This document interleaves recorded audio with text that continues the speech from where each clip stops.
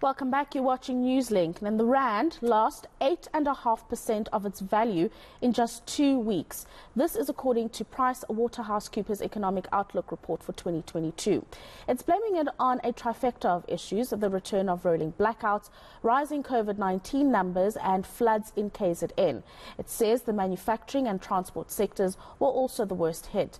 Let's get more insights from PWC Senior Economist Christie Viljoen. Thank you very much for joining us this morning, Christie. Let's just speak about what we saw yesterday in terms of the Rand falling to about 16.05 to the US dollar. It fell quite a bit in a very short space of time. And I'm sure there's a myriad of factors that contributed to that. Well, we know the Rand is always very volatile. We know that it is very difficult to forecast where the Rand is going, and until recently it's been doing very well, to be honest, given what's going on globally. The factors that we're looking at both locally and abroad, they vary from one day to the next. We've got the impact from Ukraine, we've got locally COVID-19 situation, load shedding when it occurs. So it's really a combination of factors and how the world reacts to those elements. And what are the immediate implications of this, Christie? Because we are net importers of many things, including fuel. So what exactly are the immediate implications that people can look forward to here? Well, we've already felt the immediate implications of higher commodity prices. We know fuel prices have gone up significantly the past 2 months.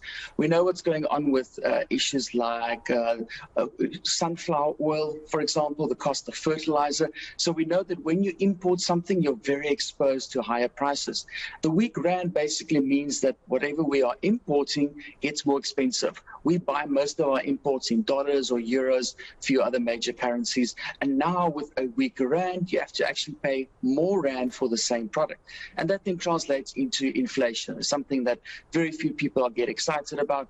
We know inflation is elevated at this stage. We know there's uncertainty and concern that it's going to be high for quite some time. And when the Rand does something like this, it just adds to the kind of pressure that we are seeing on the prices that regular South Africans pay when they go to the shops. And of course, this might force the Reserve Bank to be a little bit more aggressive when it comes to increasing interest rates, Christie. The Reserve Bank has been very clear. Interest rates are going up. They're going up this year, next year, probably the year after that, because we have to get back to where we were before COVID-19 in terms of interest rates.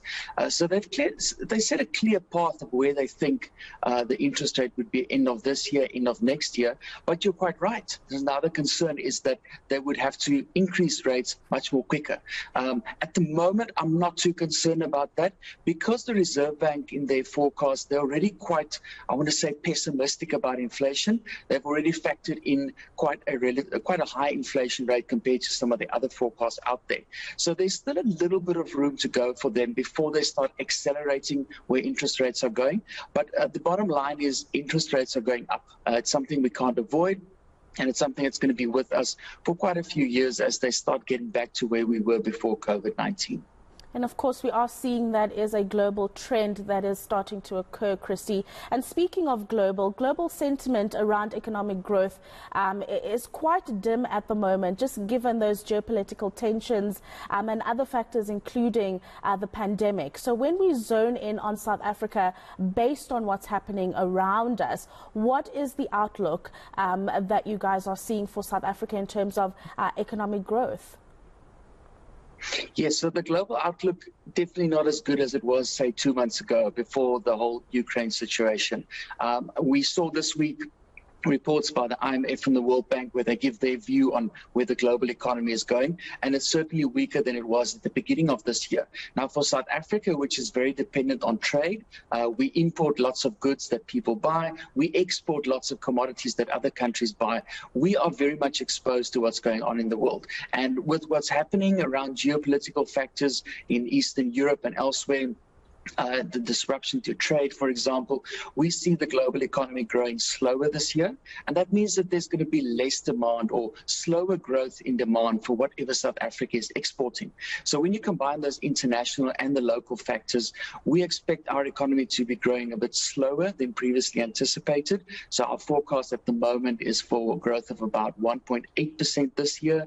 Until recently, most forecasts were above 2%. So that's unfortunately how it works for an economy like ours, which is so integrated into the global economy and so vulnerable and sensitive to what's happening in the rest of the world. Yeah, no, absolutely. I mean, you say 1.8% this year. I mean, do you anticipate there will be a significant bounce back in 2023, 2024? And what interventions would need to be put in place to see a significant bounce back? I don't expect anything better in 2023, to be honest. We are going from a very fast growth rate last year back towards sort of a normal medium to long-term growth rate for South Africa, which could be at this stage probably between 1 or 1.5%. We're moving back to where we were in terms of dealing with the structural constraints that we had. So we're going towards a period where COVID-19 is not such a big issue anymore. But something like load shedding is, again, the most dominant factor in determining how quickly our economy can grow, how quickly we can get jobs created. We need big changes when it comes to electricity, for example. We need improvements in governance when it comes to elements like corruption, for example, the maintenance of infrastructure. We also need a way to get more private investment. We need local and foreign investors to be more enthusiastic about where our country is going. So to be very honest, the challenges faced now are the same ones we faced before COVID-19. It's the same structural features that take really long to get fixed.